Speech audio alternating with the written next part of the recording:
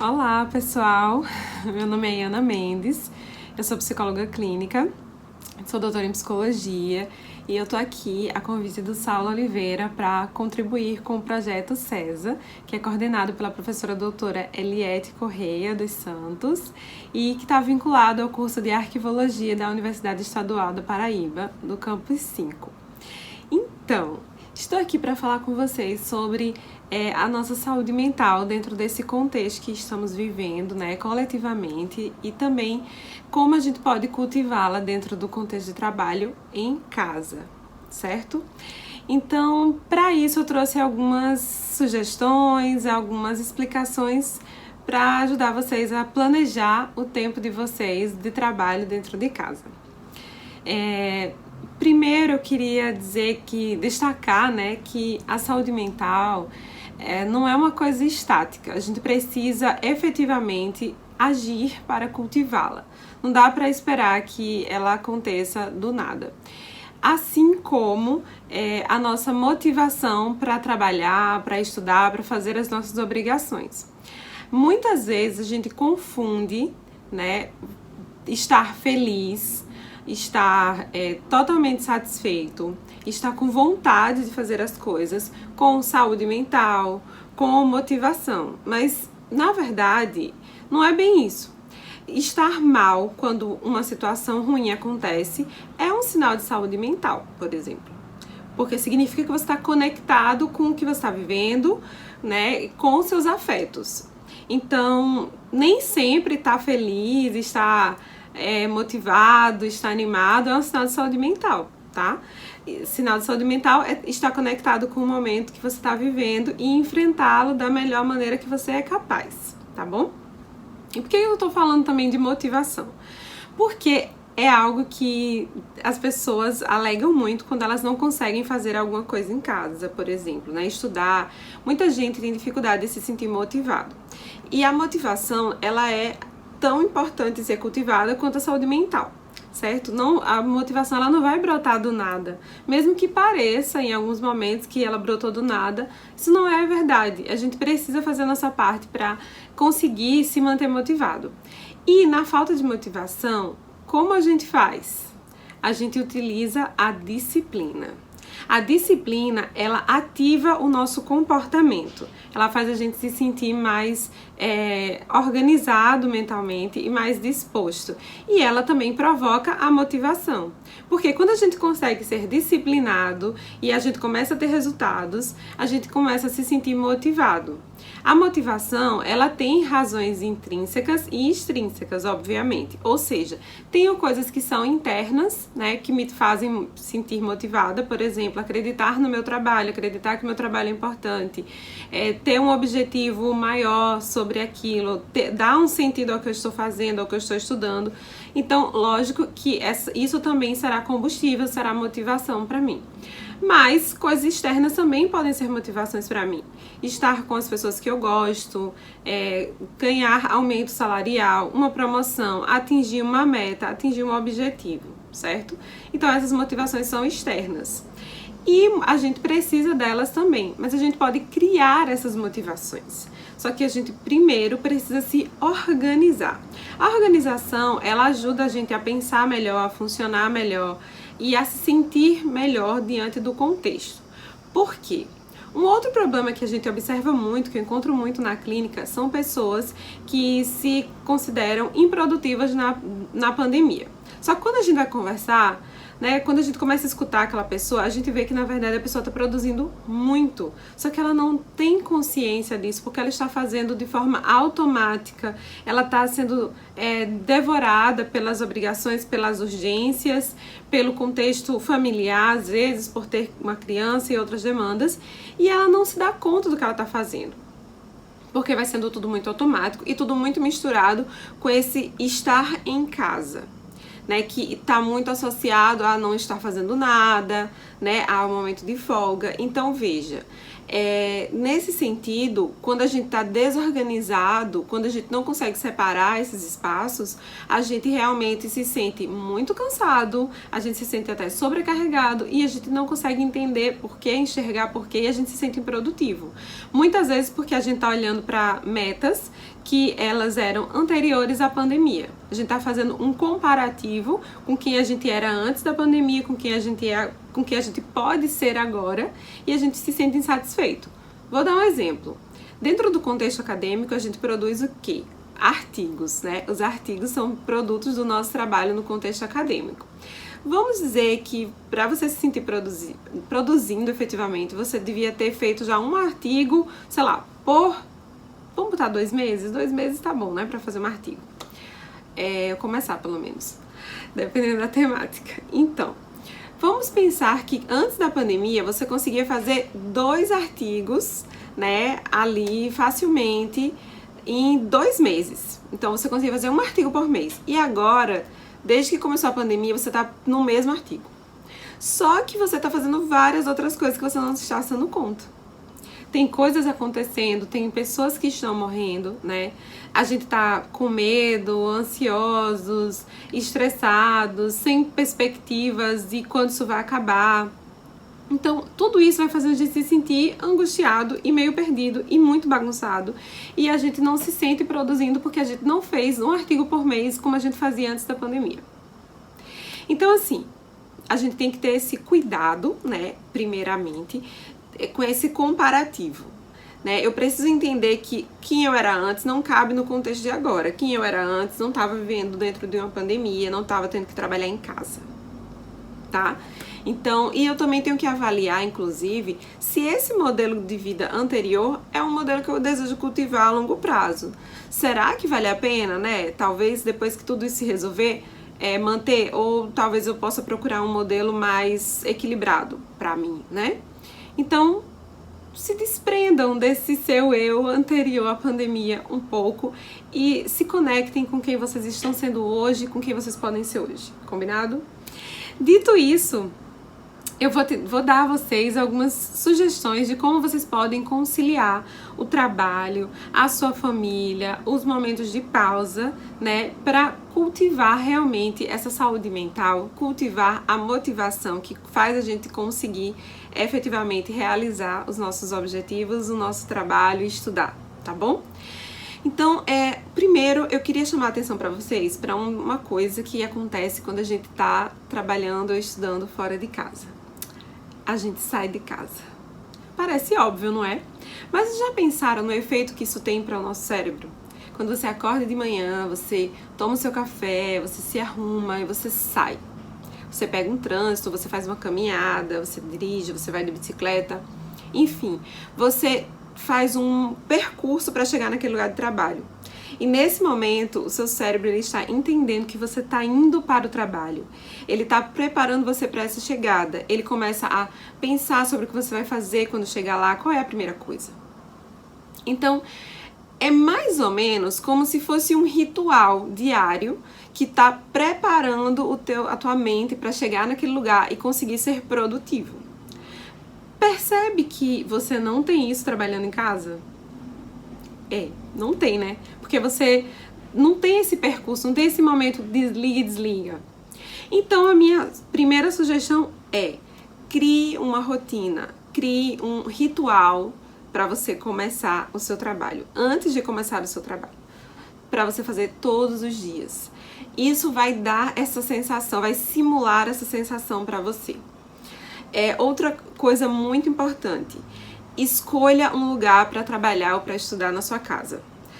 E Ana, eu não posso escolher um lugar fixo, eu preciso de um lugar, eu preciso ter variedade porque eu moro com muitas pessoas. Tá, mas escolhe 2 lugares, tá? Mas faz um esforço, vê se você consegue escolher um lugar. Por favor, não seja a sua cama.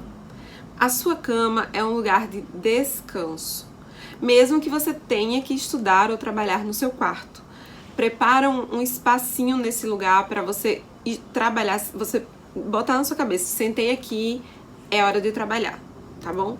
Porque se você mistura o seu descanso com o seu trabalho, isso também é prejudicial para você se sentir produtivo, para você conseguir se concentrar, para você conseguir, de fato, fazer a separação, inclusive quando você terminar de trabalhar e poder descansar. Porque se você trabalha na sua cama, você não vai conseguir relaxar completamente quando você estiver no seu momento de relaxamento.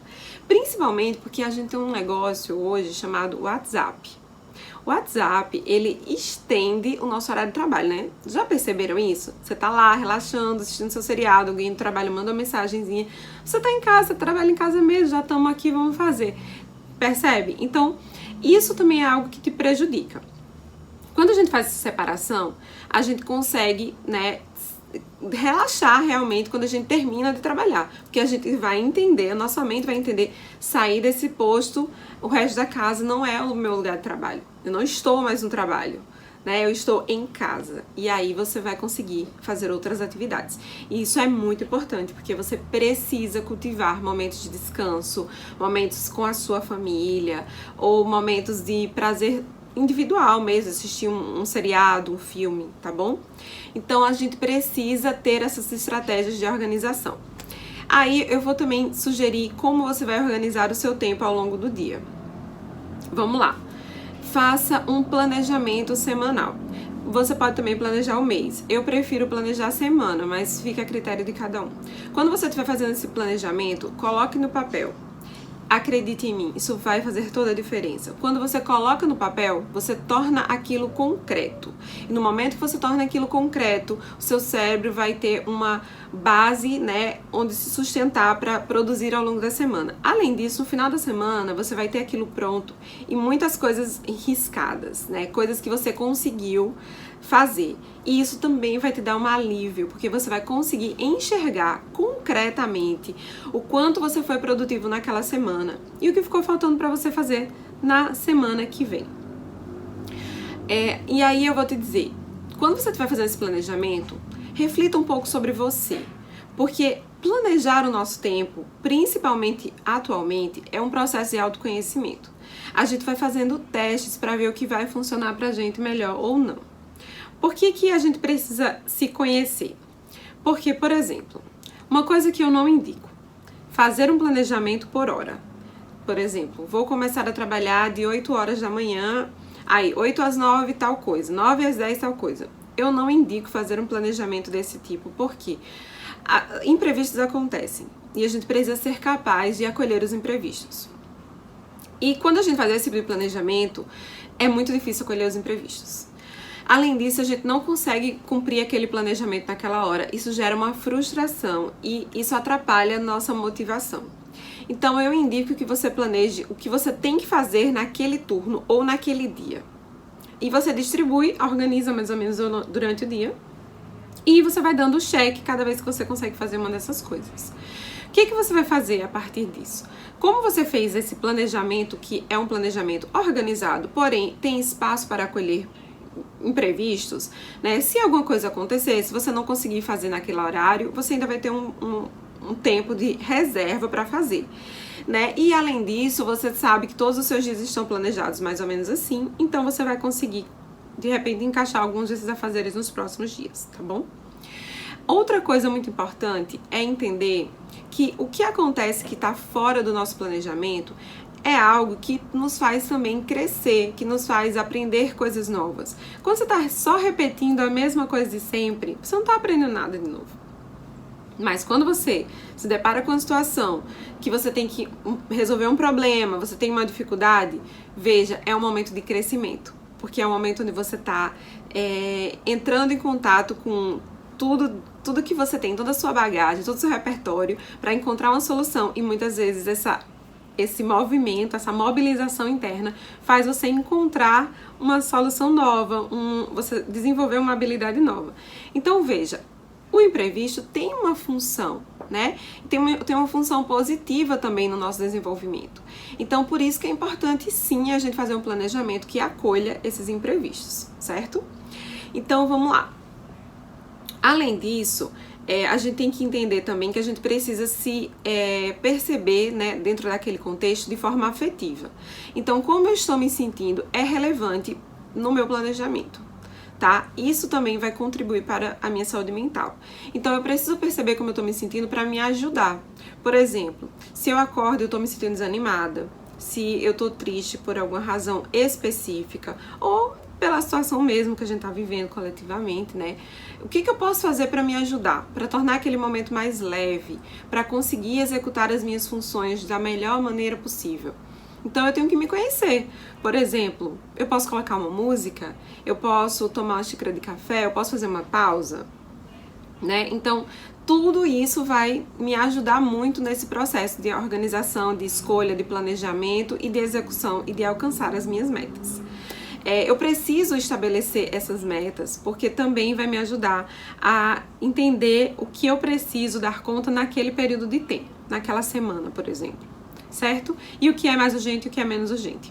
Outra sugestão que eu dou e que eu utilizo, inclusive, é quando você estiver preparando sua semana, você coloca as suas atividades que são fixas, aquelas que você não tem como fugir. Por exemplo, no meu caso, que sou psicóloga clínica, a primeira coisa que eu faço na minha agenda, eu planejo minha semana no domingo ou no máximo na segunda. Então, a primeira coisa que eu vou colocar no meu planejamento são os meus pacientes. Eles são minha prioridade. Então, a partir dos horários que sobram, digamos assim, eu vou encaixando as minhas outras atividades, certo? E aí eu vou tentando ser flexível nesse sentido. Então, por exemplo, eu coloco no turno da manhã que tenho que fazer, sei lá, 2 coisas. Lembrem, gente, vocês têm que ser realistas. Não adianta vocês encherem a manhã de vocês de coisas no papel e não conseguir fazer. Então sejam realistas, sejam pacientes com vocês mesmos, saibam se acolher essas limitações. Vocês estamos vivendo uma pandemia, né? Estamos em casa, temos que lidar com os afazeres de casa, com a família, com milhares de dificuldades, com problemas de conexão, tá? Então, sejam realistas, sejam honestos com vocês mesmos e respeitem os limites de vocês, porque isso vai fazer toda a diferença no final do dia, tá bom? Então, continuando, coloquem também nesse planejamento os momentos de pausa, os momentos de descanso. Se vocês quiserem fazer alguma coisa específica no momento de descanso, assistir um seriado, um filme, fazer uma videochamada, falar com um amigo, marcar de tomar um vinho online com alguém, né? Você compra lá a sua taça. Eu faço isso às vezes com os meus amigos. A gente compra um vinho, pede uma comida, fazemos uma videochamada e ficamos conversando ali. Isso também é algo que você pode incluir no seu planejamento. E isso também vai te ajudar, vai ser um combustível aí de motivação para você, certo? Além disso, é bom pensar no porquê que você tá tendo dificuldade de produzir algumas coisas, certo? Por isso que eu digo, questão de autoconhecimento. Veja, talvez eu esteja com dificuldade de produzir porque eu estou sozinha. Às vezes eu preciso de contato. Às vezes eu preciso daquela pessoa para perguntar uma coisa, tirar uma dúvida, né? Eu tenho que perceber isso, porque o contexto de trabalho ou de estudo também é um contexto de conexão. A gente precisa, né, se conectar com as outras pessoas. Então, a gente precisa entender se a gente tem essa necessidade. E se a gente tem essa necessidade, o que a gente pode fazer para nos ajudar? Por exemplo, vou falar uma coisa que eu faço também, que vocês podem testar aí, pode funcionar para alguém. E para quem não funcionar, não se aperreiem, não se assustem, não se aflijam. Aperreiem é uma expressão bem típica aqui da minha região, né? Enfim, vocês precisam simplesmente encontrar o que funciona para vocês, tá bom? No meu caso, eu tenho um pouquinho de dificuldade de me concentrar para estudar sozinha, de me sentir motivada para estudar sozinha. Sabe aquele momento que você tem que ler o livro, escrever, pensar, fazer anotações? Pronto. Eu tenho um pouco de dificuldade de me concentrar, eu perco o foco facilmente quando eu tô em casa. Aí, o que eu faço? Tenho eu e um amigo meu, ele tem a mesma dificuldade. Então a gente faz uma sala de estudos virtual. O que acontece? Sabe quando você vai na biblioteca? Ou quando você tá na sala de aula, né? Que você pensa em se dispersar um pouco. Aí você levanta a cabeça, olha em volta, e aí você vê as pessoas estudando, ou prestando atenção na aula, a professora olhando pra você, né? E aí você de repente percebe, eita, eu tenho que voltar. Então, às vezes, você precisa desse estímulo, sabe? Então, você pode fazer alguma coisa pra simular esse estímulo em casa, né? Quando você está assistindo aula, por exemplo, abrir a câmera, né? Não assistir a aula deitado, pelo amor de Deus, né? Usar uma roupa apresentável, assim, que dê pra você abrir a porta. Não precisa estar de terno e gravata, mas uma roupa que dê pra você abrir a porta para um entregador. Já tá ok, né? Se coloca numa posição assim que não esteja completamente confortável ao ponto de você conseguir simplesmente dormir, que você entenda que você tá naquele momento, é o momento de funcionar, tá bom? E aí você vai encontrar estratégias para simular esse contexto de estar na presença de outros, tá bom? O que eu faço com o meu amigo? A gente cria essa sala virtual. Então a gente faz uma videochamada, tá? E a gente deixa o microfone desativado e a gente somente fica ali um de frente pro outro, né? Eu ligo o computador, ele liga o computador dele e a gente fica fazendo nossas coisas. Ocasionalmente a gente dá uma pausa, a gente comenta alguma coisa, pergunta alguma coisa, tira uma dúvida, mas a gente volta imediatamente pro que a gente tá fazendo. A gente consegue focar muito quando a gente faz isso, tá? Funciona muito bem pra gente. Então a gente simula essa sensação de estar numa biblioteca e a gente consegue realmente se concentrar ali e fazer o que a gente precisa fazer. Outra coisa que vocês podem fazer é trocar mensagem com alguém, né? Fazer alguma coisa junto, fazer uma parte e outra pessoa fazer outra, né? Se o trabalho de vocês é coletivo, isso é possível. Então também é uma sugestão para você se sentir mais conectado com a pessoa.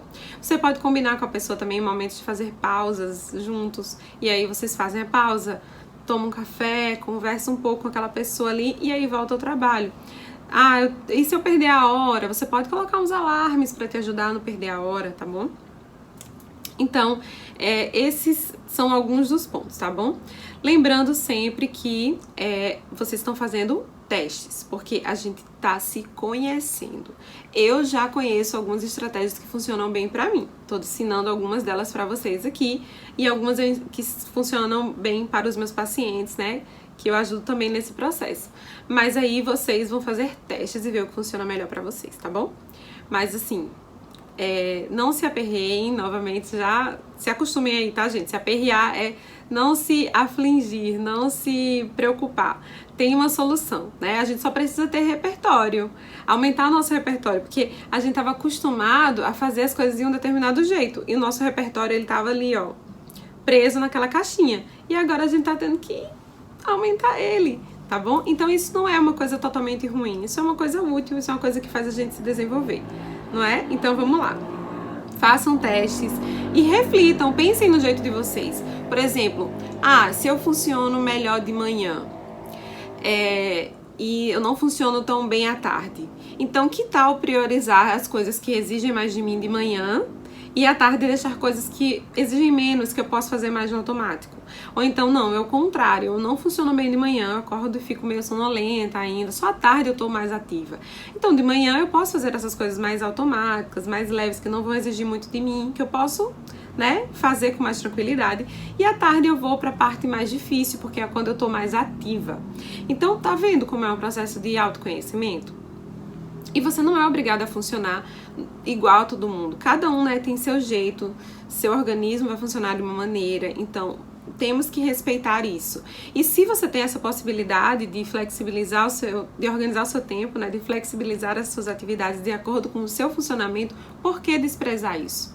Por que se forçar a fazer uma coisa que seu organismo não vai lidar bem? E se você produz melhor à tarde, se você produz melhor à noite, né? Claro, dentro do aceitável, do saudável, você pode fazer essas distribuições, tá bom? E aí também é importante ter uma rotina de acordar, de fazer as refeições, de ir dormir, tá? Então a gente precisa ter isso também para ter constância na nossa prática, para a gente conseguir se sentir que as coisas estão fluindo. Talvez no início você não sinta que tá fluindo, porque você tem que se forçar um pouco, né? É aí onde entra a disciplina.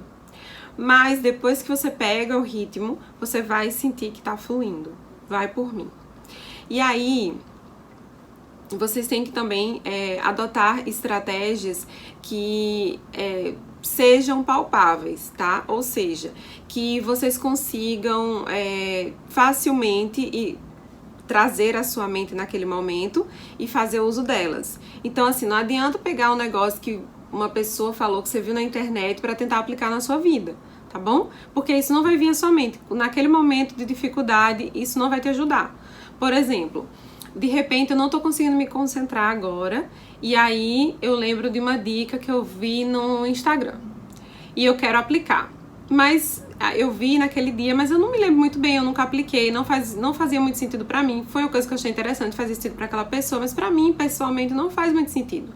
Mas eu fico tentando forçar ali pra aplicar. Veja, pode ser que isso funcione, mas pode ser que não.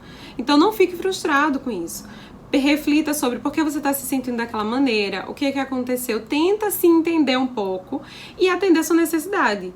Perceba, você foi talvez dormir tarde na noite anterior, alguma coisa ruim aconteceu, algum estresse, alguém brigou com você, você teve algum problema.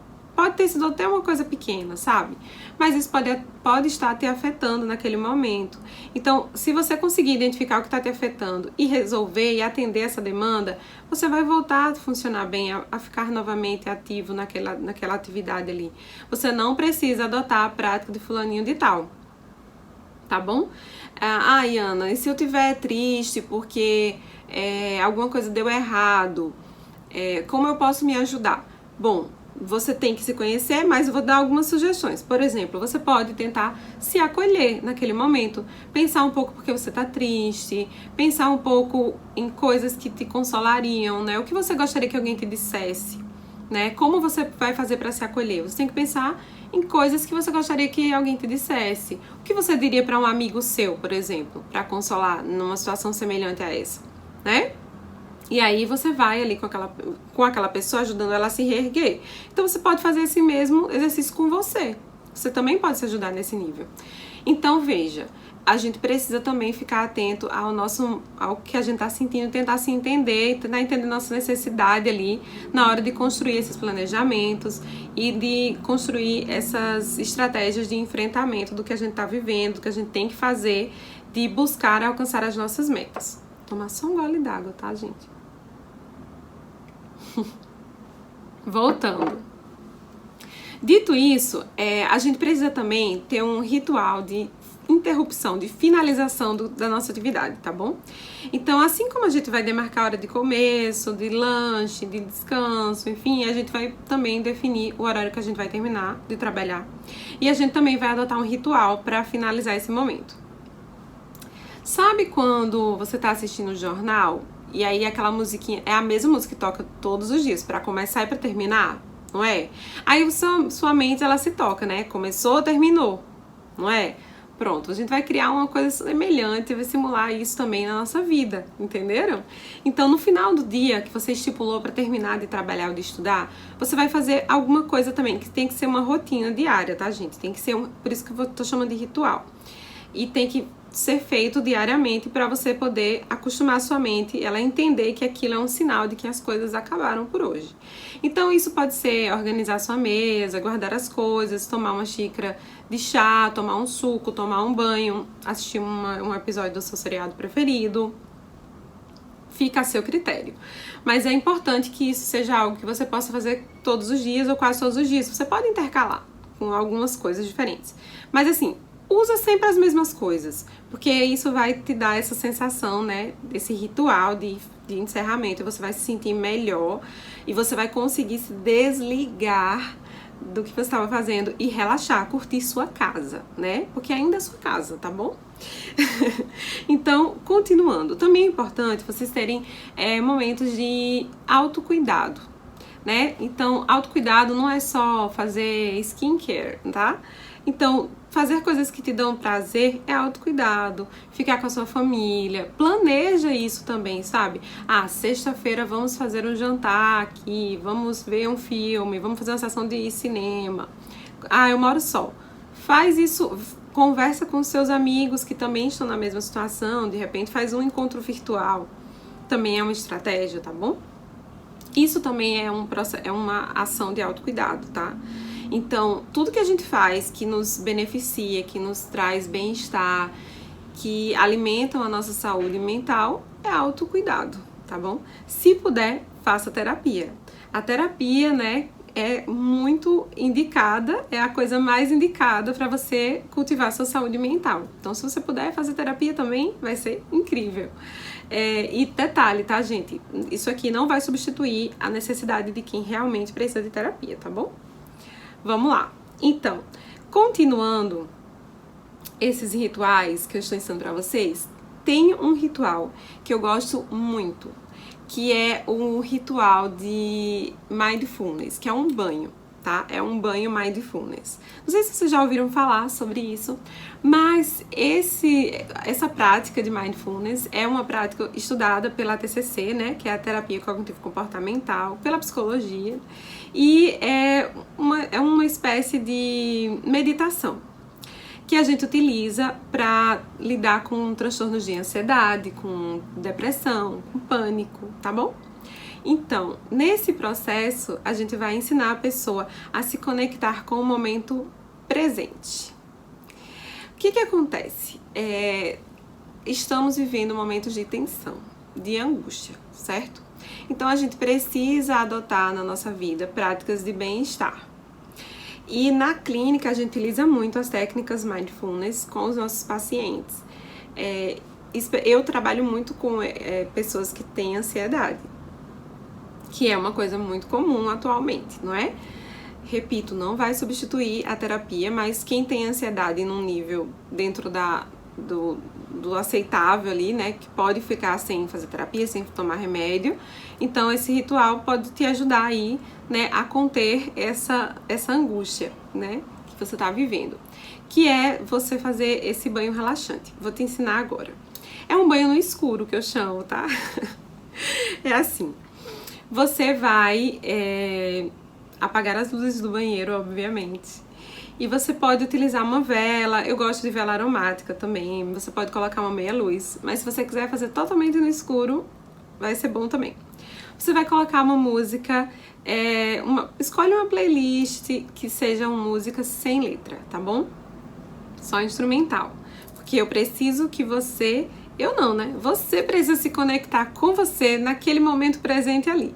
Então, se você colocar letra, né? Às vezes você começa a se concentrar na letra, lembrar de coisas, e o objetivo não é esse. O objetivo é se conectar com a experiência do banho.